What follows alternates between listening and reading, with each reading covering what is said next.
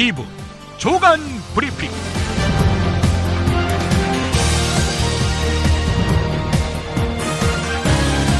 (2016년 5월 21일) 토요일입니다.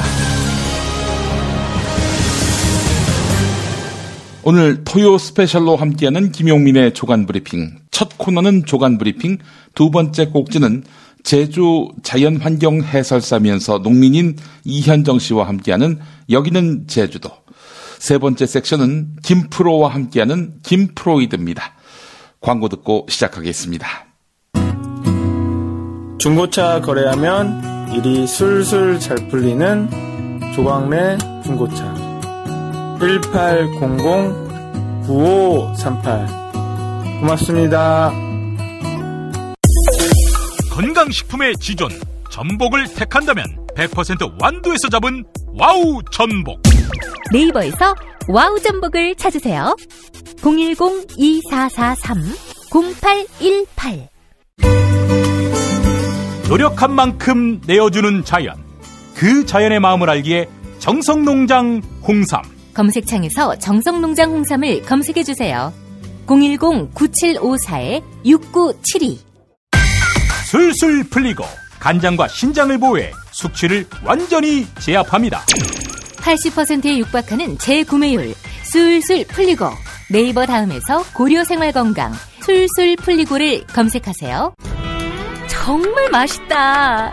이 말 한마디면 모든 게 설명됩니다. 30년 전통 자연의 이로움을 담은 김치, 이담채 김치.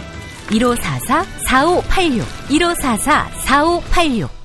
조간브리핑 첫 소식부터 살펴보겠습니다. 1980년 5.18 광주 민중항쟁 당시 전두환 합동수사본부장 겸 보안사령관이 계엄군의 광주 무력 진압을 이틀 앞두고 한 일을 한겨레가 소개하고 있습니다.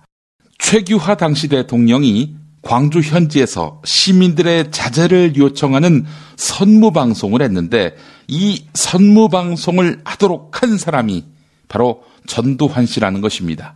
전두환 씨가 최규하 대통령을 시켜서 선무방송하도록 압박했다는 것이죠. 결국 전두환 씨는 5월 27일 새벽에 이루어진 전남도청 학살 진압을 준비하면서 최규하 대통령을 동원해서 마지막으로 광주 항쟁 시민군을 설득하는 모양새를 갖추는 등 치밀한 명분 쌓기 전략까지 짰다는 것입니다. 이럼에도 불구하고 5.18 권한은 무관하다. 전두환 씨, 이런 얘기 할 수는 없는 거지요.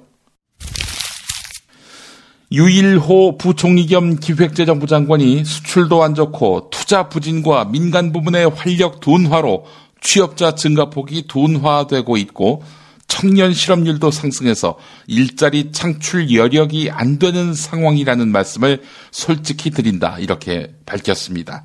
정부가 어려운 경제 상황을 개선할 여력이 없다는 것을 인정한 셈인데요. 사실상 경제정책 실패를 자인한 것이다. 이런 분석이 나오고 있습니다. 실패를 자인하는 거냐? 이렇게 물어봤을 때 유일호 부총리 동의할까요? 동의는 안 할 겁니다. 경향신문 보도였습니다. 동아일보 보도입니다. 새누리당과 더불어민주당이 20대 국회 첫 국회의장과 법제사법위원장 자리를 놓고 신경전을 벌이고 있습니다. 새누리당은 더민주에다가 국회의장 자리를 주는 대신 기존에 당신들이 맡고 있는 예산결산특별위원장, 국회운영위원장과 함께 야당 측이 맡고 있는 법사위원장까지 요구하고 있습니다. 이에 맞서서 더민주 우상호 원내대표는 새누리당이 새 상임위를 우리에게 준다면 국회의장을 양보할 수 있다. 이렇게 밝혔습니다. 국회의장직을 포기할 만큼 그 새 위원장 자리가 중요한 모양입니다. 어쨌든 냈다 한 당이 갖기는 힘들 것 같습니다. 제1당 원내대표가 저렇게 거래를 하려 하니 말입니다. 청와대와 친박계가 19대 국회 마지막 본회의에서 통과된 정의화표 국회법에 반발하고 있습니다.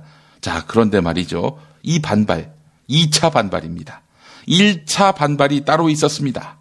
대통령령, 총리령, 부령 등 행정입법이 법률 취지나 내용에 합치되지 않을 때 국회가 수정 변경을 요청하면은 행정기관이 받아들여야 한다. 이런 내용의 법. 이 법을 유승민 새누리당 원내대표가 야당과 합의했었죠. 네. 2015년에 말입니다. 자, 이게 청와대의 강력한 반발을 샀습니다. 가뜩이나 밉상인 유승민이 그런 식으로 행정부의 권능을 침해하는 합의를 해줬다는 것이죠. 그래서 유승민 축출의 빌미가 되었습니다. 박근혜 대통령이 배신의 정치 운운했었죠. 바로 이 일 때문이었습니다. 국회가 법을 만들었습니다. 그런데 청와대가 혹은 총리가 멋대로 그 법을 틀어가지고 자기들 멋대로 아전인수식의 시행령을 만들고 그런 형식으로 해가지고 법의 본 취지를 오도할 경우 바로잡도록 국회가 요구하고 여기에 행정기관이 받아들여야 하는 유승민 원내대표가 야당과 합의를 한 건데 여기에 청와대가 강력하게 반발했었다. 반발한 정도가 아니라 유승민을 날렸다. 이런 이야기를 말씀드리는 겁니다. 박근혜 대통령 그때 했던 말이 삼권 분립 침해였거든요. 근데 말이죠. 의회가 행정부를 견제하는 것인데 어째서 이것이 삼권 분립 침해입니까? 박근혜 대통령의 자가당착이 도를 넘었었던 것이죠. 자, 이번에 2차 반발 볼성사납습니다. 국회가 365일 청문회를 열어서 현안에 대해서 질의하고 파악하고 개선을 요구하겠다. 의회가 해야 할 일입니다. 이게 바로. 근데 이걸 갖고 삼권 분립도 운운한다면은 정말 이 나라를 민주공화국이 아니라 왕국으로 잘못 알고 있는 것이 아닌가 묻지 않을 수 없게 될 것입니다. 경향신문이 보도했습니다. 세계일보 보도를 보겠습니다. 4.13 총선에서 재선에 성공한 새누리당 박덕흠 의원, 지역구가 충북 보은, 옥천, 영동, 괴산이지요. 유경수 여사의 고향. 경찰이 박덕흠 의원의 선거법 위반 정황을 포착해서 수사에 나섰습니다. 박덕흠 의원 지난 3월 초에 괴산 지역에서 미용실을 운영하는 A씨, 또 이 지역 주민자치위원장 B씨 등과 함께 식당에서 식사하면서 당선이 될 수 있도록 도와달라, 이런 취지의 이야기를 한 다음 식사를 제공한 것으로 알려졌습니다. 향후 소송으로 번질 경우 변호사 비용, 어쩌면 있을지 모를 벌금까지 생각한다면은 그 밥 꽤 비싼 밥이겠습니다. 여론조사 업체 한 곳을 방문해 보니까 전화기 한 대로 영업만 하고 있었다. 이 회사는 여론조사 실사와 분석을 저가의 부실업체에 하청을 줬고, 또 하청받은 업체는 분석을 재하청 줬더라. 윤재현 중앙선거 여론조사 공정심의위원회 사무국장이 밝힌 내용입니다. 보고서에 따르면 20대 총선 여론조사를 실시한 186개 업체 가운데 절반이 넘는 96개사가 총선 전 6개월 이내에 설립된 일종의 선거철 떴다방이었습니다. 중앙일보가 보도한 것인데요. 나쁜 여론조사, 이걸로 덕을 본 정권과 이걸로 여론을 호도하고 오도한 언론, 잔뜩 이용하더니 이제는 심판자로 거듭나셨네요. 당신들은 책임이 없습니까? 박형준 국회 사무총장이 정치권 전체가 창조적인 분화를 통해서 새로운 연대의 틀과 협력의 장을 마련해야 한다라면서 정계 개편의 필요성을 제기했습니다. 자, 박형준 국회 사무총장, 새누리당 의원 출신이죠. 신당을 추진하는 정의화 국회의장의 측근이기도 합니다. 이분 이야기는 이렇게 요약이 됩니다. 작은 플랫폼은 국민의당과 먼저 연대를 상정하는 것이 아니라 중도 보수, 개혁적 보수 세력을 독자적으로 묶은 다음 그 다음 단계로 수평적 연대와 협력을 논의해야 한다. 말이 어려운데요. 어쨌든 국민의당과 단계적으로 연대하겠다는 말입니다. 아르바이트 포털 알바몬이 운영하는 잡코리아가 권고사직에 응하지 않고 노동조합을 만든 직원들의 자진 퇴사를 유도하기 위해서 부당한 인사발령을 냈다는 판정이 나왔습니다. 아이돌 그룹 걸스데이 해리를 등장시킨 알바당의 광고로 아르바이트 노동자의 권리를 대중적으로 알린 잡코리아 아닙니까? 그런 잡코리아가 정작 조직 내부에서는 부당 노동 행위를 한 사실이 확인된 것입니다. 네, 노동감독기구에서 판정한 것이니 할 말이 없겠죠.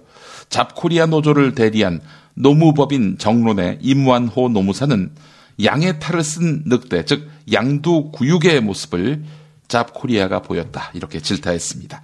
경향신문이 보도한 내용이었습니다. 서울 강남역 노래방 화장실 살인사건 후 한국여성민우회가 서울 신촌에서 마련한 여성폭력 중단을 위한 필리버스터 행사에서는 그동안 한국 사회에서 일상화한 폭력에 여성들이 얼마나 많이 노출돼 있는지 보여주는 증언들이 쏟아져 나왔습니다.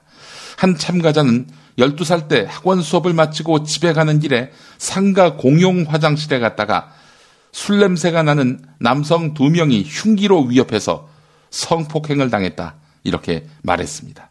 한 여대생은 최근에 한 친구가 성폭행 당한 사실을 어렵게 거론하면서 속상한 건 그 친구에게 무의식적으로 조심하지 그랬어, 왜 밤늦게 돌아다녔어 라고 말할 뻔한 제 자신이다 라고 후회하기도 했습니다. 발언 중간에 감정에 복받치는 듯 눈물을 흘린 참가자도 있었는데요. 한 30대 여성입니다. 7살, 8살 때쯤 오빠들이 넌 여자 같지 않다는 이유로 돌을 던졌던 기억이 있다. 당시만 해도 내가 여성스러워야 저 오빠들의 심기를 건드리지 않겠구나 하는 생각을 하면서 자랐는데 그게 얼마나 잘못된 것인지 이제는 잘 안다 라고 울먹였습니다. 한국일보가 보도했습니다. 이번 사건을 계기로 사회적 약자를 위한 안전망을 재정비해야 한다, 이런 목소리가 높아지고 있습니다. 노명우 아주대 사회학과 교수는 여성 혐오뿐 아니라 외국인, 성적 소수자에 대한 혐오 범죄가 서서히 나타나고 있다면서 같은 살인이나 폭행이라도 범행 동기가 혐오에 근거했다면 가중 처벌할 수 있도록 법 개정을 고려해야 한다라고 말했습니다. 중앙일보가 보도했습니다.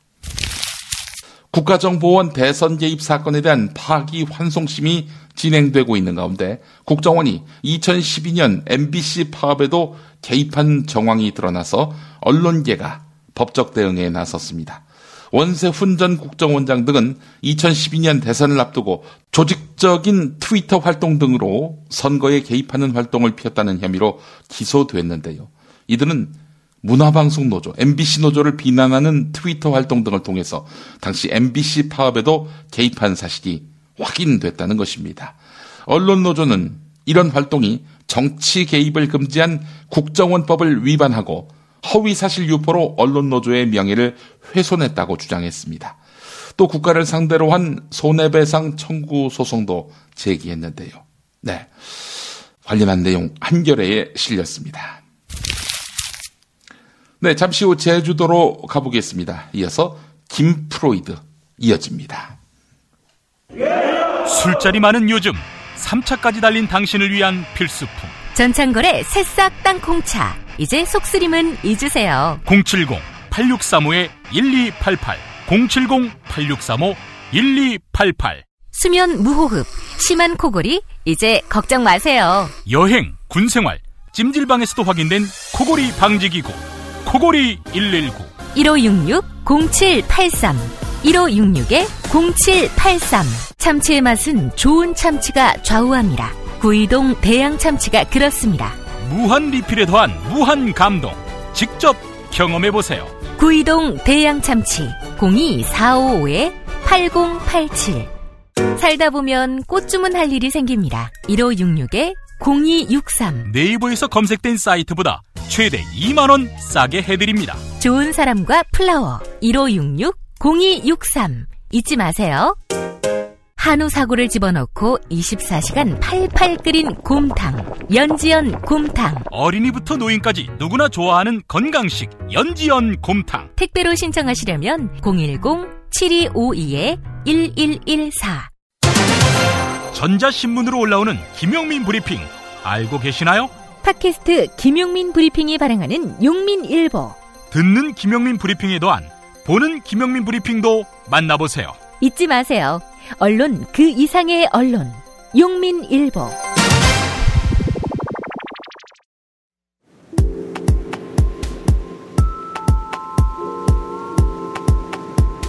네, 제주로 가보겠습니다. 자연환경 해설사이면서 농민인 이현정 씨 나와 계시죠? 네, 안녕하세요. 예. 자, 오늘 어디 한번 가볼까요? 네, 오늘 소개해드릴 제주 속살 여행지는 네, 서쪽에 위치한 저지 오름입니다. 예. 김용민 씨, 저희 작년에 함께 올라갔던 거 기억나시나요? 기억하죠. 뭐 올라갈 때는 힘들었는데 지금 생각해 보면은 자주 올라가면은 산책로 정도로 받아들여질 수 있겠다 이런 생각이 들더라고요. 예. 그때 땀 많이 흘리셨잖아요. 여름이었고 얼마나 더웠습니까? 예. 올라가셔서 아마 김용민 씨는 그 느낌은 아실 텐데. 예. 여기 오늘 이 방송 들으시는 분한테 느낌까지 전달될 수 있을지 모르지만 한번 좀 말씀을 드리려고요. 예. 네, 여기 저지 오름은 2007년도에 그 아름다운 숲 대상에 뽑힐 정도로 걷기에 참 좋습니다. 예. 네, 그 오르막길이 약간 있어 조금 땀은 나는데요. 사실 제주 하면 이 오름이 대표적인 자연환경이에요, 제주에. 그렇죠. 예. 네, 많은 분들이 오름하면 말 그대로 올라가는 거 이런 건데 사실은 이 제주 곳곳에 있는 작은 화산체를 오름이라고 합니다. 제주에서는. 그래서 자연환경적으로 얘기하면 그 땅속 밑에 뜨거운 용암이 지나가요, 제주에서. 예. 그러면 그 뜨거운 용암이 지상 위로 약한 지표면을 뚫고 위로 빵빵 터지면서 이 오름이 형성되는 겁니다. 예. 예, 그래서 제주에는 약 이 370여 개의 오름이 있고요. 예. 저마다 다 독특한 풍광과 또 멋을 선보이고 있다. 이렇게 좀 말씀드릴 수 있고요. 예. 제가 아무래도 좀 쉽게 설명드리면 우리 왜 페트병에 콜라 있지 않습니까? 콜라 페트병. 요거를 막 흔들고 뚜껑을 열면 제일 처음에 나오는 건 콜라가 아니라 바로 거품이 팍 먼저 터져 나오잖아요. 그렇죠. 예, 이 터져 나온 거품이 바로 이 오름을 형성하는 검붉은 흙이거든요. 예, 제주에서는 이걸 송이라고 해요. 송이. 예, 저도 처음에는 와서는 송이라길래 송이 버섯인 줄 알았는데, 네, 요즘엔 이걸로 몸에 좋다고 화장품도 만들고 많이 하는데, 예, 이 처음에 코카콜라 뚫으면 나오는 거품처럼 이것이 바로 대기 중에서 화산 알갱이가 되면서 바로 오름이 되고요. 그리고 이 거품 위에 나오는 진짜 콜라, 이게 바로 용암인 거죠. 예. 그래서 이 용암과 거품들이 지금의 이 제주도 지형을 만든 겁니다. 예, 많은 분들이 한라산이 다 제주도로 만든 걸로 오해하실 수 있는데 사실 제주도 지형은 바로 이 수많은 오름들이 만들어졌고 거기에 한라산도 있었던 그렇게 좀 보시면 되겠고요. 그다음에 이 저지 오름이 이 숲길이 올레길 13코스의 마지막 장소예요. 사실 제주의 올레길은 대다수가 다 해안가인데 아무래도 이 저지 오름과 이 저지에 올라오는 그 길이 좋다 보니까 이 중산간 마을까지 올라오는 높은 데까지 올라오는 곳은 이 13코스가 유일해요. 그래서 바로 이 저지 오름 숲에 들어서면 매우 상쾌해집니다. 예, 그거는 바로 이 자구무나 백서양, 예동나무 등 총 한 220여 종 2만여 그루 다양한 식물이 자라고 있고요. 그리고 나무들이 좀 크게 있다 보니까 그림자를 만들어줘요. 또 제주에 또 시원한 바람 앞에 막힌 게 없거든요. 그렇죠. 보셔서 서쪽에서 오는 시원한 바람과 또 바닥 숲길은 아까 말씀드렸던 부드러운 송이길, 화산 알갱이 검붉은 송이길이 펼쳐져 있어서 아주 상쾌합니다. 그래서 이게 오름만 올라가면 한 100m 정도, 비거가 100m 정도 되는데 이 저지 오름 올라가면 상쾌한 기분을 느끼실 수 있고요. 또 반가운 건 이 정상에 올라가면 동서남북이 다 사방이 뚫려 있어요. 예, 그래서 동쪽으로는 한라산이 멋지게 보이고요. 그리고 서쪽으로는 서쪽 해안가랑 그리고 비양도 섬과 수월봉 차기도 멋있게 보이고요. 그래서 이곳에 올라가면 제주도의 4분의 1을 다 보실 수 있거든요. 예. 네네. 아, 저지오름 또 올라가고 싶은 생각이 들고요. 예. 네. 자, 근데 지금 제주도에 제주특별법이 도민들에게 강력한 원성을 사고 있다는 얘기가 있던데요. 아, 예. 사실은 이게 이틀 전에 5월 19일 19대 국회 본회의 마지막 회에서 네. 통과된 건데요. 예. 뭐 그 얘기에 앞서서 최근에 눈에 가는 좀 조사가 하나 나왔어요. 예. 2011년도부터 2015년까지 5년 동안 그 외국인들이 국내 토지 보유하는 증가가 예. 전국 평균 5.9% 나왔대요. 예. 그런데 제주도는 무려 116.4%가 증대가 됐어요. 허허허. 어마어마, 전국 평균의 거의 20배 가까이? 예. 20배 가까이가 제주도는 증대가 됐는데요. 중국 사람들이겠죠? 최고 많은 건 이제 중국인들인데요. 다 이제 그런 것도 좀 말씀드리려고 하는데, 예. 현재 이제 제주도가 1.1%가 외국인 소유 땅이 됐어요. 근데 이제 제주도청은 뭐 심각하지 않다, 1.1%밖에 안 되니까. 예. 이렇게 얘기도 하는데, 사실은 제주도는 한라산부터 해서 아까 오름 곶자월까지 소유할 수 없는 많은 곳도 있다 보니까 실제로 거주하거나 여러 가지 할 수 있는 곳은 많지 않거든요. 그래서 1.1%면 어마어마한 건데, 예. 이게 사실은 2010년도부터 그 외국인들이 5억 원 이상 투자하면 거기에 5년 이상 거주해서 영주권 주는 그 부동산 투자 이민 제도 시작되면서 예. 외국인 토지 잠식률이 엄청나게 늘어났거든요. 그래서 또 안타까운 게 근데 며칠 전에 또 제주도가 그 중문 관광단지 아시죠? 예. 거기에 호텔을 큰 거를 4동을 짓는데 이게 짓다 보면 그 중문의 유명한 그 유네스코 세계 지질공원에도 등재된 중문 주상절리를 해안가를 따라서 1km를 막아버리는 거예요, 그게. 그러니까 경관을 막아버리는 거예요, 완전히. 거기 들어가는 거는 길은 좀 나더라도. 예. 근데 그거를 모든 제주민들과 관광객들이 함께 공유화돼야 되는 자원인데, 이 호텔이 생기면서 1km가 막히면서 예. 사유화된다는 좀 논란도 있는데요. 예. 요즘에 제주 상황이 이러한데 더 안타까운 건 이러면서 이틀 전에 19일에 국회 본회의에서 제주도가 이렇게 유원지를 관광시설을 좀 할 수 있게끔 제주도가 조례를 만들 수 있게끔 개정안을 넣었는데 예. 즉 그 얘기는 도청이 선택해서 유원지에 관광시설도 좀 짓고 거기에 기준도 새롭게 맞게 하겠다는 자기 입맛에 좀 맞게 하겠다는 거 그런 게 개정안이 통과됐어요. 이번 아하. 19대 마지막 본회의 때. 그래서 그 이틀 전이었거든요. 그래서 예. 지금 많이 관련된 주민들 그리고 제주도의 환경을 걱정하는 분들이 상당히 좀 걱정을 하고 있고요. 특히나 이게 안타까운 게 작년에 대법원에 3월에 그 제주도 중문 옆에 예래동을 원래는 공사를 못하게 해서 계획 대비를 안 하기 때문에 원래는 거기에다가 그 주거 휴양지를 만들려고 했지 그거를 관광시설화하고 사유화하는 그런 걸 만들게 못하고 또 원래 계획대와는 다르게 카지노를 또 만들려고 하더라고요. 거기에 카지노뿐만 아니라 여러 가지를 만들려고 하니까 그걸 대법원이 이거는 처음 계획과 다르고 공익에 부합하지 않는다. 예. 그리고 지역 주민에 전혀 도움이 되지 않는다 해서 오히려 대법원이 공사 중지를 못하게 했는데 제주도청이 국회 얘기해가지고 이번에 그 도청이 유원지를 관광시설로 하게 되고 그런 조례 기준을 새롭게 만들 수 있는 권한을 부여받는 개정안이 통과가 됐습니다. 예. 그래서 지금 상당히 좀 많이 안타깝고 이거를 좀 바꿔보려고 이제 뭐 된 거니까 어떻게 해야 될지 모르지만 지금 결과성으로는 너무 안타깝게도 앞으로 제주도 환경 보존이나 주민들의 건강한 지속 가능한 삶이 보존될 수 있을까 저는 좀 그런 부분이 안타깝고요. 예. 그래서 이런 부분에 대해서 좀 이번에 국회 여의도에 갔다 오신 분이 계시거든요. 예. 제주도에서 특히나 이 제주도 특별법 개학을 저지하기 위한 도민 대책회의가 있었습니다. 예. 그리고 홍영철 집회위원장님 말씀을 좀 담아봤거든요. 예. 들어보겠습니다. 대법원에서 판결한 그런 내용은 사실상 지금 제주도가 외국 자본에 의해서 토지가 많이 잠식되고 또 하나는 이 난개발이 되는 것들이 좀 문제다. 되니까요. 그렇게 판단해서 이런 판결이 내려진 것인데 오히려 거꾸로 보면 제주도 입장에서는 이 판결을 핑계로 해서 그간의 사업자들이 법적인 하자가 없으면 통과시켜줘야 된다는 그런 압력을 피해갈 수 있는 그리고 새로운 제주도의 환경 가치를 지키는 그런 방향으로 갈 수 있었는데 오히려 그 좋은 기회를 스스로 버렸다고 볼 수 있는 것이죠.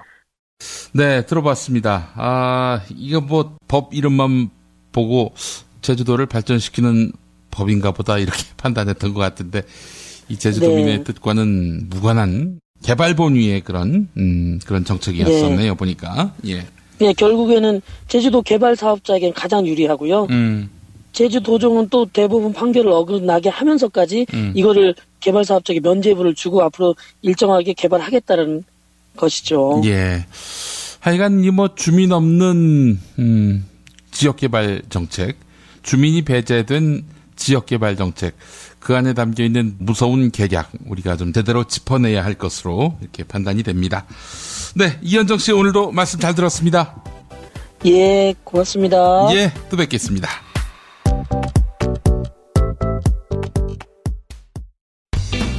들을 만한 팟캐스트를 찾고 계시다고요? 김프로쇼로 오십시오. 영화 이야기, 술 이야기, 정신과 상담에 음악 얘기까지 매일 30분 다양한 주제를 즐기실 수 있습니다. 팟캐스트에서는 듣기 힘든 라이브 음악도 준비되어 있습니다. 어려운 재즈를 쉽고 재밌게 알려드리는 보컬 연주도 들려드리는 재즈가 알고 싶다도 있습니다. 팟빵에서 지금 바로 김프로를 검색하세요. 드러난 현상만이 아니라 뉴스의 흐름, 의도까지 짚어드리겠습니다. 매일 종합일간지 주요 기사와 칼럼을 전해드리는 시간. 김용민의 조간 브리핑. 월요일부터 토요일까지 여러분의 뉴스 보좌관 김용민이 함께합니다. 김프로이도와 함께하겠습니다. 김프로 어서 오십시오. 네, 안녕하세요. 예. 김프로입니다. 잘 지내셨죠? 잘 지냈습니다. 5월 무척 덥습니다. 날씨가 너무 더워가지고. 예. 땀을 삐질삐질 흘리고 있어요. 예. 사실은 밤이 되면은 좀 서늘하기 때문에 봄의 이 더위는 견딜 수 있는데 여름의 더위는 그러니까요. 그치질 않으니까 말이죠. 예. 기자들은 이게 사실은 건강 관리를 회사에서 챙겨줍니까? 건강 검진은 받게 해주죠. 건강 검진은. 그러니까 이제 회사에서 챙겨주면 본인이 챙겨야 되니까. 이 물건이, 이 도구가 쓰임새가 있는지, 쓸만한지, 여전히 쓰임새가 있는지 그거 알아보기 위해서. 그렇군요. 그 이제 보통 한 2년 주기로 이렇게 출입처를 돌아다니거든요. 예. 그래서 이제 물론 이제 조금 다른 경우도 좀 있긴 한데 예. 대체적으로 한 2년에 한 번씩 출입처 조정을 할 때 예. 건강을 챙기는 사람들은 좀 이렇게 완급 조절을 좀 하기도 하고. 어느 부서에 있어야 건강이 가장 많이 상합니까? 제가 보기에는 이제 서초동과 여의도가 아닌가. 법조 출입이거나 네. 여의도 국회 출입이거나. 그렇지. 삼남한상의 모든 사안을 다 꿰뚫어야 하고 모르면 공부해야 하고. 그렇죠. 그렇기도 하고 이제 실질적으로는 이렇게 술 마시고 하는 자리들이 많으니까. 근데 특히나 더 서초동은 전투적으로 술을 먹어야 되거든요.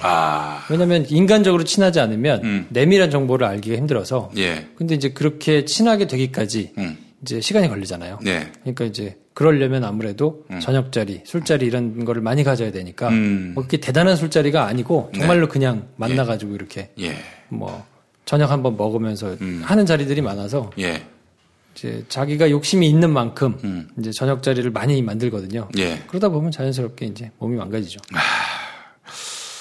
참 안타깝습니다. 이런 기자들의 이런 삶.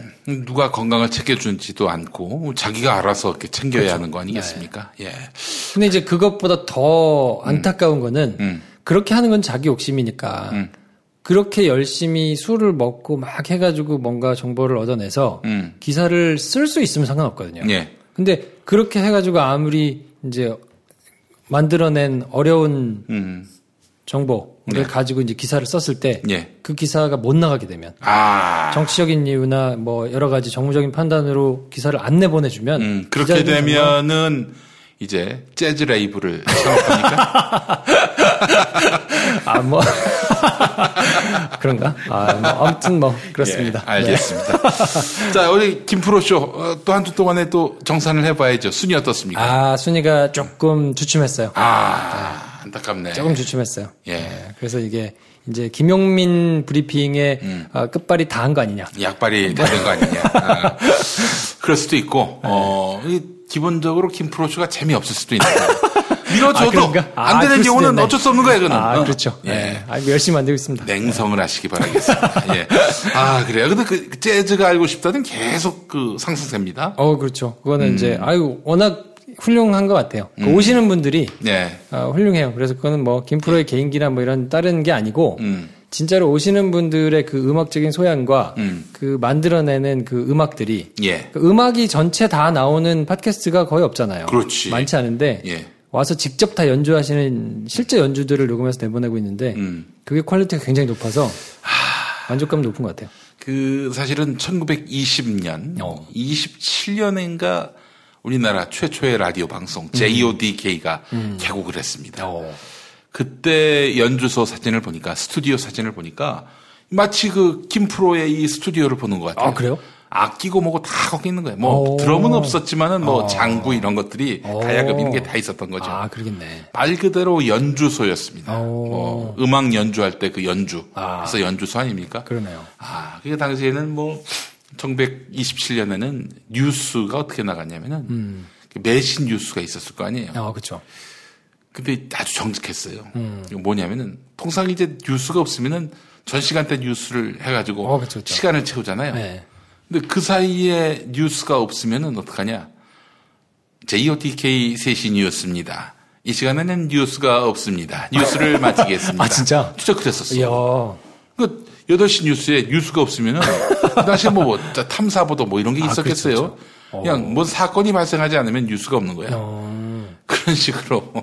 그때는 뭐 최초의 매체니까. 근데 우리나라 뉴스도 그렇게 한번 바뀌면 어떨까? 뭔 상황이 발생하기 전에는 뉴스가 안 되게.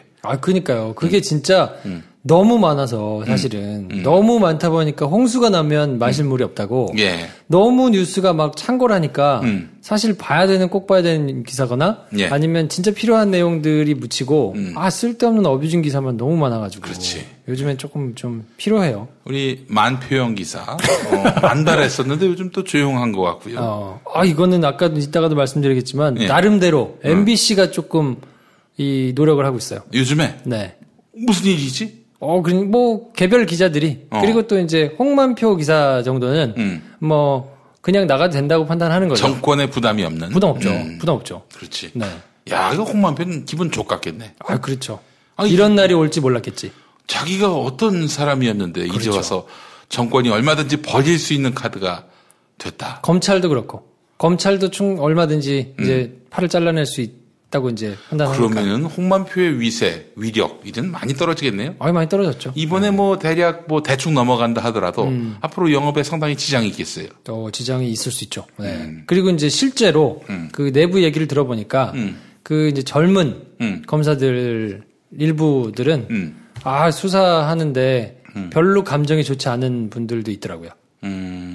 선배지만 그리고 예우를 해야 되지만 홍만표에 대한 홍만표 변호사에 대해서 선배고 뭐 훌륭하신 분이었지만 그래도 이건 좀 하면서 이렇게 속에 좀 꾹꾹 담아뒀던 분들이 꽤 많더라고요. 위선, 그런 위선을 떨면 안 되지. 뭐 훌륭한 분이었지만 그럼 그런 게 뭐 그런 말 왜 마음에도 없는 얘기인데. 어쨌든. 네. 그렇군요.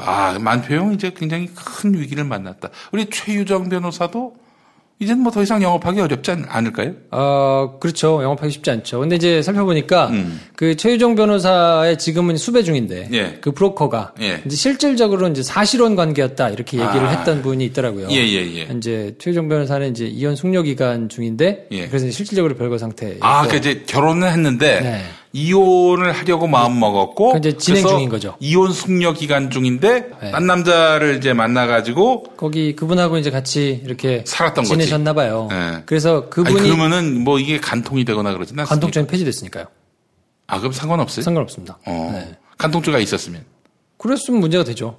남자분이 만약에 근데 어쨌든 이제 실질적인 결혼 관계가 끝난 거로 보이니까 이분이 로펌에 갔다가 최유정 변호사가 이제 로펌에 들어갔다가 이제 나와가지고 변호사 사무소를 개업을 했는데 이때 만난 게 그 이모 씨라는 브로커예요. 근데 이 이모 씨라는 브로커가 그 이숨 투자 자문이라고 그 이제 1,300억대 무슨 이제 이렇게 아랫돌 빼가지고 윗돌 막는 뭐 이런 하여튼 좀 그 남의 돈 받아가지고 그걸로 이렇게 좀 원금하고 뭐 몇 %를 보장하겠다 이래가지고 이제 막 투자하다가 이제 거의 작살이 난 데가 있는데 거기 대표가 1심에서 이제 징역을 받았는데 2심에서 최유정 변호사를 선임해가지고 집행유예를 풀려났어요. 그래가지고 그때 그 만난 그 브로커가 50억을 준 거예요. 그러니까 그 50억을 받아가지고 거기서부터 이제 두 사람이 관계도 시작되고 뭐 이렇게 돼가지고 이 이숨 투자자문 대표가 나중에 다시 잡혀 들어갔거든요. 다른 걸로. 네. 그래서 이제 그 50억을 다 받지는 못하고 뭐 그 중에 일부를 이제 다시 돌려줬다는 얘기도 있는데 그렇게 해서 거기서 구치소에서 만난 거예요. 정은호 씨를. 그래서 이제 그 내가 1심에서 갔다가 지금 다시 들어오긴 했는데 2심 때 집행유예가 나왔다라고 소개를 해주니까 그 전에 이제 사건이 진행되는 단계에서 홍만표 변호사를 선임해서 있다가 거기를 그만하고 최유정 변호사를 선임한 거죠. 그래서 최유정 변호사한테 이제 얘기한 대로 뭐 수임료 20억 이제 성공보수 30억을 했는데 알고 봤더니 그것도 브로커가 중간에 가져갔다고 진술을 좀 하고 있거든요. 사실혼 관계. 그 사람이. 그러면서 이제 내가 사실혼 관계다 이거는 우리의 주장이 아니고 그 당사자의 주장이에요. 그 언론을 만나가지고 당신 누구세요? 라고 얘기하니까 내가 최유정 변호사하고 사실혼 관계인 사람이요. 막 이러면서 이제 얘기를 해서 알려진 건데 그 사람이 실제적으로 돈은 더 많이 가져갔고 최유정 변호사는 20억을 수임료로 20억을 받았다고 알려져 있지만 실제로 받은 돈은 브로커가 20억을 받았고 거기서 이제 돈을 조금 받은 거예요. 한 뭐 1억 5천 뭐 이렇게 받았다고 알려져 있는데 그러면 최유정 변호사는 피해자네. 그러니까 그쪽에서는 나름대로 억울하다고 생각할 수도 있죠. 뭐 1억 5천도 적은 돈은 아닙니다만은 20억이었는데 그분은 지금 수배 중이에요. 도망갔어요. 나쁜 경우 아닌가? 나쁜 경우죠.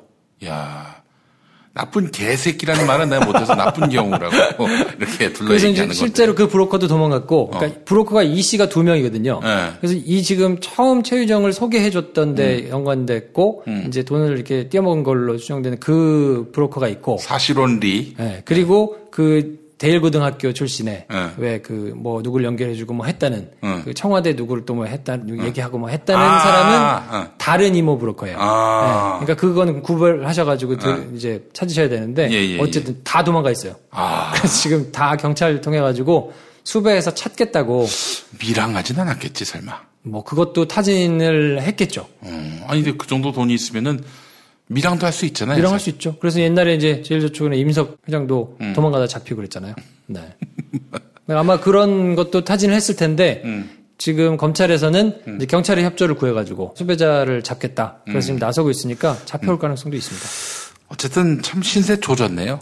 최유정 변호사도 그렇고. 그렇죠. 일단 만표형은 뭐 감옥에 들어가고 말건 간에. 그러니까 만표형 입장에서는 이게 드림팀이라고 생각하시는 분들이 있을 수 있는데 이를테면 최유정 변호사가 있고 홍만표 변호사가 있고 이게 다 한 팀이어가지고 정원호를 살립시다 이 모양새가 아니고요.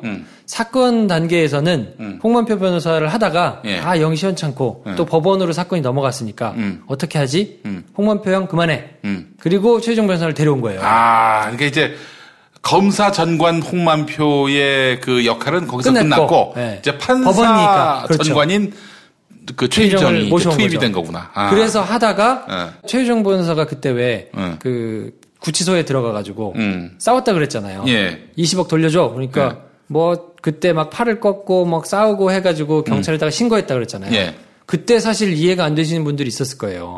아니 20억이나 받았는데 그걸 돌려달라고 그런다고 아무리 구치소에서 싸움이 났다고 그걸 경찰에 어떻게 신고를 하지? 라고 생각했을 텐데 1억 5천밖에 못 받았잖아요. 20억을 받은 게 아니잖아요. 그러니까 이 사람 입장에서는 억울할 수도 있죠. 돈은 브로커가 받았고 그 돈을 자기가 다 20억을 받았을 거라고 얘기를 안 했을 수 있잖아요. 그러니까 이 사람 입장에서는 아니 그 뭐 1억 5천이 작은 돈은 아니지만 나를 이렇게 막 하고 20억을 달라고? 무슨 20억을 줬어 당신이? 아니 20억을 받은 거조차도 몰랐던 거예요? 그러니까 그랬을 가능성이 있다는 거죠. 그거는 따져봐야 되는데 왜냐면 브로커가 야 내가 20억 받았는데 내가 18억 5천 가질 테니까 너 1억 5천만 해라 라고 주지는 않았을 거 아니에요. 그럴 순 없지 그러면은. 그러니까요. 그러니까 최유정 변호사 입장에서는 억울해서 방방 뛸 수 있겠다는 생각이 들더라고요. 그러니까 만포 형님 같은 경우는 이제 이런 맥락에서 까진 거라서 본인은 이렇게 드러날 수 있다고 생각을 안 하셨겠죠. 그렇지. 근데 이제 용커로 걸린 거죠. 그러니까 우리 만표형 어떡해. 착하게 살아야 돼요. 사람은. 며칠 전에 주진우 기자하고 식사 같이 했죠. 그렇죠. 주진우 기자는 또 이런 거에 아주 또 굉장히 관심이 많고 거의 뭐랄까요, 덕후 아닙니까? 그렇죠. 그 뭐라고 합니까? 뭐 그냥 둘이 앉아가지고는 항상 한숨만 쉬고 있습니다. 아니 근데 뭐라고 그래? 만표형의 그 앞날에 대해서 뭐 좀 전망하는 게 없어요? 관심 없으시던데? 아 그래? 의외네. 만표하면 또 일을 갈던데 옛날에. 그럼요.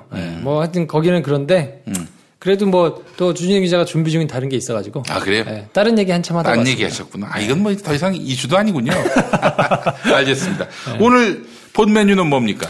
오늘은 지난주에는 뭐 이렇게 뉴스들이 있었는데 확실히 총선 뒤끝이어서 그런지 그렇지. 드라마틱한 거는 잘 없어요. 그리고 이제 지상파들도 약간씩 눈치를 보기 시작했고 오매불망 누구 눈치를 본다는 거야?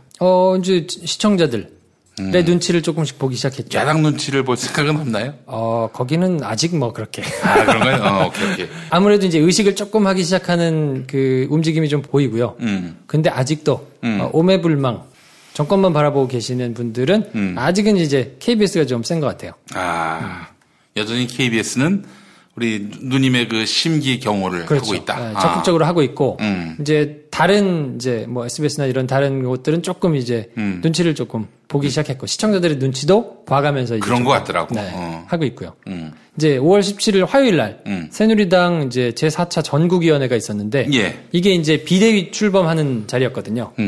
여기에 이제 친박계 의원들이 안 왔어요. 대거 안 와가지고 회의가 그냥 무산됐어요. 그렇죠. 성원이 안 돼서.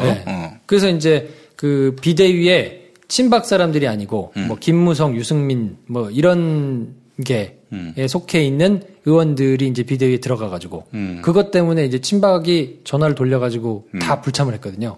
난리가 났어요. 그래가지고 뭐 이제 잘못하면 분당도 되게 생겼다 뭐 이러면서 이제 막 분당을 시사하는 발언들도 막 나오고 막 사태가 심각해졌거든요.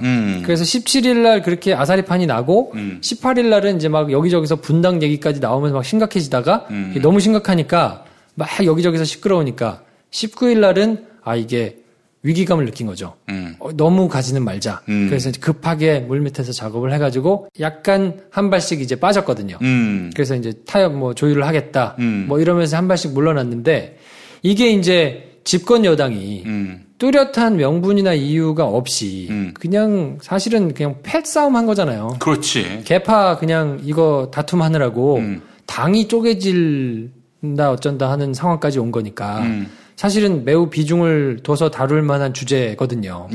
근데 어떻게 다루는가를 유심히 좀 보니까 SBS는 당일날 화요일날 톱으로 두 꼭지를 했어요. 센 뉴스니까 그럴만 하죠. 그리고 뭐 난리가 났으니까 막 소리 지르고 막 난리 났거든요. 정도는 그걸 톱 뉴스로 안 다뤄놓은 게 이상하지. 정도는 당일날 막 이거 양아치도 이렇게 안 한다. 막 하면서 막 얘기를 했거든요. 정두원이. 그랬는데 그 다음날 18일 날도 그래서 네 번째 꼭지에 쓰고 19일 날도 이제 여섯 번째 꼭지에 쓰고 이렇게 상당히 윗부분에 이렇게 가지고 갔는데 MBC는 17일 날 세 번째에 다루면서 한 꼭지로 다뤘어요. 그러니까 순위가 높기는 높아야 되는데 여러 개 하기는 좀 부담스럽고. 그렇지. 그러니까 그냥 한 꼭지로만 싹 달아서 나가고 이제 오히려 18일 날 분당한다 어쩐다 막 나왔었거든요. 그러니까 이제 여섯 번째, 일곱 번째 이제 두 꼭지로 이제 다루기도 하고. 그 더불어민주당이 분당됐을 때 하고 한번 비교해봐도 좋을 것 같아요. 그 당시에는 뭐 아주 처발랐지 한마디로. 그럼요. 근데 이제 KBS는 여섯 번째 꼭지에다 넣었어요.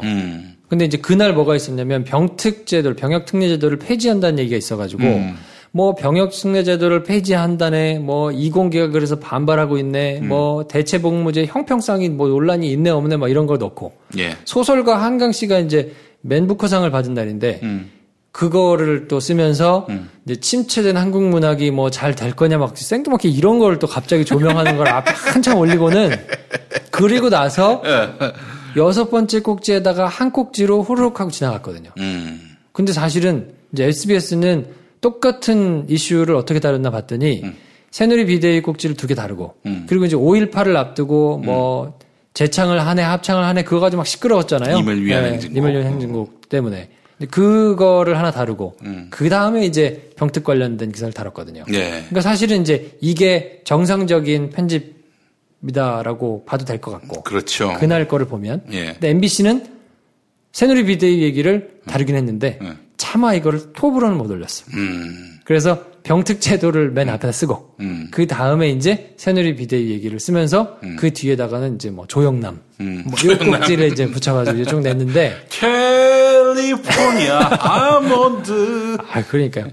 그러니까 어쨌든 이제 이런 식의 거를 보이는 걸 보면 SBS는 아무래도 이제 눈치를 조금 보기 시작했고 그렇지만 KBS는 아직도 오매불망 정부를 바라보고 있는 이런 모양새라고 보시면 될 것 같아요. 아이고 고대영 참 끝발있네. 그러니까 최대한 다른 것들보다 뒤에 배치하고 그리고 나오면 가급적 드라이하게 쓰고 그리고 드라이하게 쓰면서도 최대한 짧게 쓰는 게 이제 보도하기 싫고 뭔가 좀 지나갔으면 좋겠고 이런 심리거든요. 아예 보도를 안 할 수는 없는 겁니까? 아예 보도를 그럴 수 있는데 그러면 너무 티나잖아요. 너무 티가 난다. 그러면 이제 욕먹을 수 있으니까 그래요. 아니 그거는 피해가고 싶은 거죠. 요새 KBS, MBC가 뭐 누구 눈치를 보는 거는 없는 것 같은데 눈치를 본다 하면 청와대 눈치나 보겠지. 아니요. 그 넣고 말고는 내부 구성원들이 가장 크죠. 내부 구성원들을 그렇게 무서워합니까? 무서워하진 않는데 그게 계속 쌓이면 빌미가 될 수 있거든요. 그리고 그런 게 계속 쌓여가지고 기록으로 남아있으면 나중에 가서 들고 일어났을 때 빼도 복도 못할 빌미가 될 수 있으니까 그런 거를 원천 차단하는 거죠. 아니 다뤘지 않느냐. 그리고 어떤 뉴스가 중요한 건지는 편집부에서 정하는 거 아니냐. 그리고 이런 이유 때문에 했다라고 하면 공방은 될지언정 원사이드하게 밀리지는 않는단 말이에요. 근데 그걸 아예 빼버리면 아니 이렇게 중요한 뉴스를 완전히 빼버렸지 않느냐 하고 했을 때 할 말이 없죠. 그러니까 이제 그런 거를 방지하는 차원에서 내려면 내기는 내야 되는데 순서는 뒤에 놓고 드라이하게 하면서 짧게 쓰는 게 이제 기술이에요, 사실은. 그래서 KBS, MBC가 노조를 탄압하고 공정방송 기구를 무력화시키려고 애를 쓰는 거군요. 그렇죠. 내부적으로 그런 게 시끄러우면 시끄러울수록 이제 문제가 될 수 있는 게 KBS는 수신료가 가장 민감하니까. 그렇지. 수신료를 주네 안 주네 가지고 야당이 막 반대하고 이런 게 여론이 커지면 그럼 여러 가지로 불리하거든요. 글쎄 말입니다. 그러니까 이제 신경을 아무래도 쓰기는 쓰죠. 네. 일종의 기술이에요. 그냥 이렇게. 뭐 했다는 신용만 내는 거죠. 구색은 갖추는. 그래서 빌미가 안 잡히려는.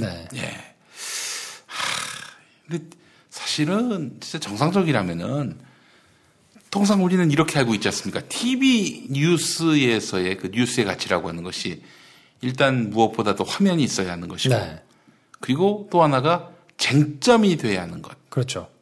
그러니까 뭐 만장일치로 뭐가 통과되는 건 뉴스 비중이 낮고 막 설전이 벌어지고 치고받고 싸우고 이래야 뉴스가 되는 것이고. 그렇죠. 그런데 사실 그날 새누리당 비대위는 방송 뉴스를 하기에 굉장히 좋은 요소들을 다 갖추고 있거든요. 뭐 화면 다 있었잖아요. 네. 그리고 내부에서도 막 시끄러워서 특히나 이제 MBC, SBS, KBS 뉴스를 비교해 보시면 알겠지만 상대적으로 MBC하고 KBS에는 점잖은 인터뷰들만 많이 나왔거든요. 그렇죠. 근데 상대적으로 SBS에는 격앙된 사람들의 주장들이 많이 나왔어요. 근데 실제 그 자리에서는 흔치 않은 일이기 때문에 막 소리 지르고 뭐 표현을 세게 하는 사람들이 많았거든요.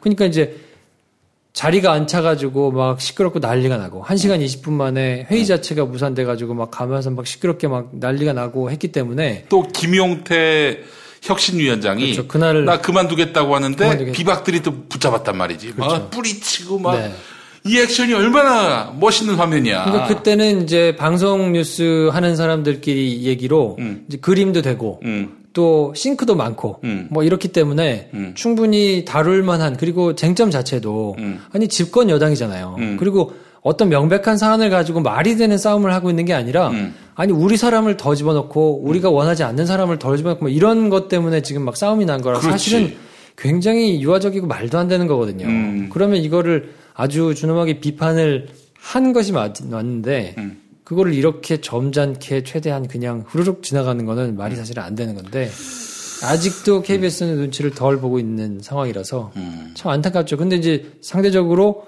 새 회사 중에서 KBS의 시청률 비중이 제일 높거든요. 그러니까 그걸 보면 참 개탄을 노리시죠. 그렇죠. 국민들은 뭐 여당에서 뭐 조금 좀 미풍이 부는가 보다 뭐 이런 정도로 그렇죠. 이제 KBS 뉴스만 보면. 그렇죠. 그럴 수 있죠. 아니 이야기가 나온 김에 네. 우리 김 프로가 어디 취재를 간단 말이죠. 네. 카메라 기자가 같이 가지 않겠어요? 네네. 그 화면이 많이 나오는 곳이 아무래도 취재하고 기사 쓰기 좋잖아요. 그렇죠. 그러니까 어떤 발표를 한다든지 네. 회견을 한다든지 이럴 때 그래서 사실은 시민단체에서는 퍼포먼스를 하는 것이고 그렇죠. 네. 뭐 뭘 깬다든지 뭐 분장을 한다든지 이렇게 해서 그림이 나오게끔 네. 이런 그 기자들을 불렀을 때 어떻게 해야 하는지 잘 모르는 분들을 위해서 요러면 저 뉴스에 나옵니다. 그 팁 좀 주시죠. 일단은 숫자가 많으면 많을수록 좋아요. 아, 모인 사람들이 많으면 좋고요. 네. 그리고 꼭 이야기하는 분은 논리 정연한 분을 갖다 놓으시는 게 그렇지. 좋아요. 근데 이제 가끔 보면 논리 정연한 분보다는 자기 얘기만 하기 좋아하는 사람을 갖다 놓는 경우가 많거든요. 그렇지. 근데 그거는 좀 패착이 될 수 있어요. 그러니까 굉장히 논리적이고 말을 잘하는 분을 모셔다가 세워둘 필요가 있고 또 제가 생각하기에는 이미지를 조금 그런 분들은 이렇게 좀 신경을 쓰시는 게 아무래도 옷차림이라든지 뭐 이런 것들이 왜냐면 이제 대표로 인터뷰가 나갈 때 인터뷰의 길이가 아무리 길게 얘기해봐야 제일 길 때가 일반 뉴스에서는 15초거든요. 그렇지. 15초도 길어요. 그러니까 한 12초에서 13초 그 사이가 가장 적절하다고 여겨지는데 그 한 컷에 나올 사람의 이미지가 사실은 그 행사 전체의 이미지를 결정하는 경우가 많거든요. 그렇죠. 근데 사실은 그 12초 내에 딱 조리 있게 뭔가 메시지를 던질 수 있는 사람이 많지 않으니까 그거는 꼭 연습을 해서 나가시는 게 좋아요. 예. 그러니까 이 시민단체 한 5년, 6년 있으면 선수가 됩니다. 그렇죠.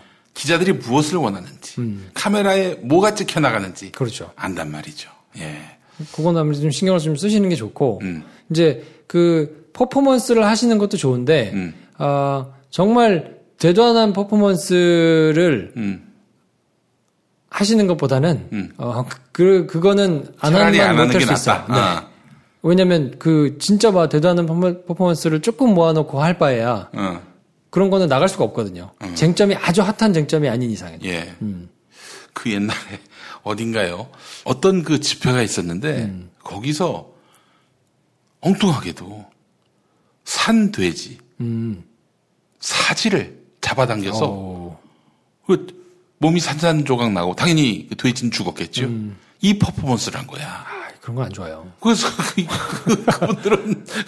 그분들은 뭔가 비분간개한 마음으로 회견을 열었는데 네. 욕만 바가지로 먹은 거예요. 그럼요. 그런 거는 방송에 나갈 수도 없고요. 네.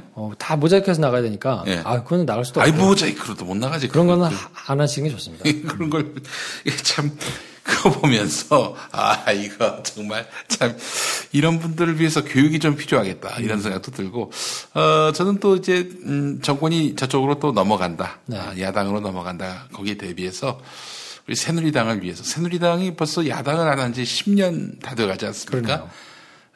좀 전문 강사들이 새누리당이 좀 컨설팅을 해야 되지 않겠는가. 집회 시위라든지 민중가요도 좀 알려주고 어떻게 대열을 맞추고 뭐 어떻게 해야 뉴스에 나오고 또 주목을 받는지. 근데 또 이제 좀 이렇게 따뜻하신 분들이 많으니까 길거리에 나오시기는 쉽지 않을 것 같고 일단은 필리버스터 하시는 법부터 좀 알려드리는 게 좋지 않을까.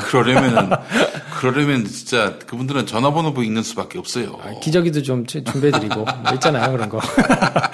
글쎄 말입니다. 이것도 청문회가 또 앞으로 365일 동안 열 수 있다고 하니까 이것도 참 앞으로 새누리당 참 정치하기 힘들겠다. 그러니까요. 그런 생각도 들고요. 근데 국회에서 뭐 정말 제한 없이 토론하고 그렇게 해서 협의를 이루도록 애를 쓰는 거 이건 정치의 기본인데. 그럼요. 그런 것들을 부담스러워하는 사람들이 뭐하러 정치를 하는지 모르겠어요. 그러니까요. 참 그게. 하여간 뭐 알겠습니다.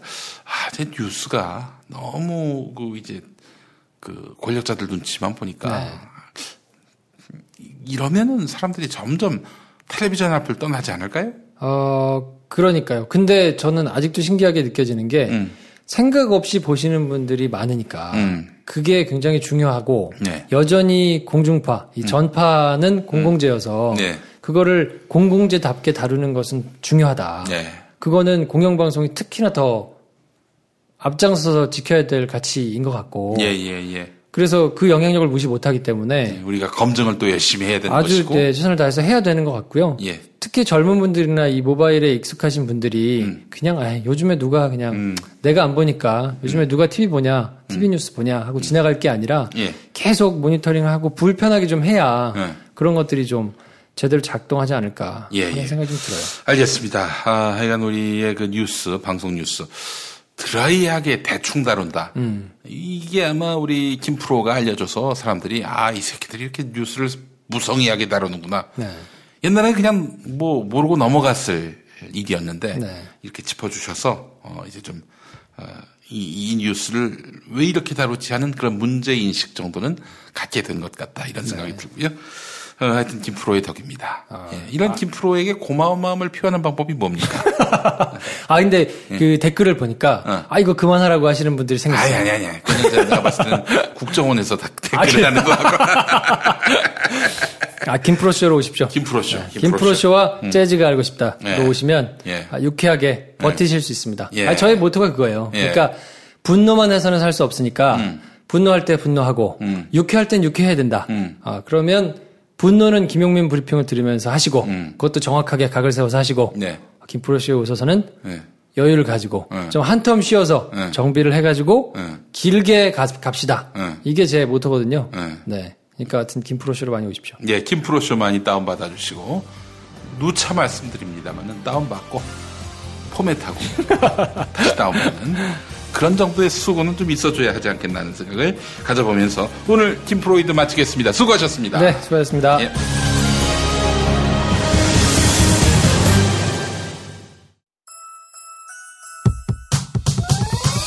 이번 방송 괜찮았나요? 작별의 여운 이렇게 표시해주세요. 다운로드하기, 댓글 달기, 구독하기, 별점 주기. 더 좋은 방송 만들어달라는 약속 이렇게 응원해주세요. 다운로드하기, 댓글 달기, 구독하기, 별점 주기. 기억하셨죠? 다운로드하기, 댓글 달기, 구독하기, 별점 주기.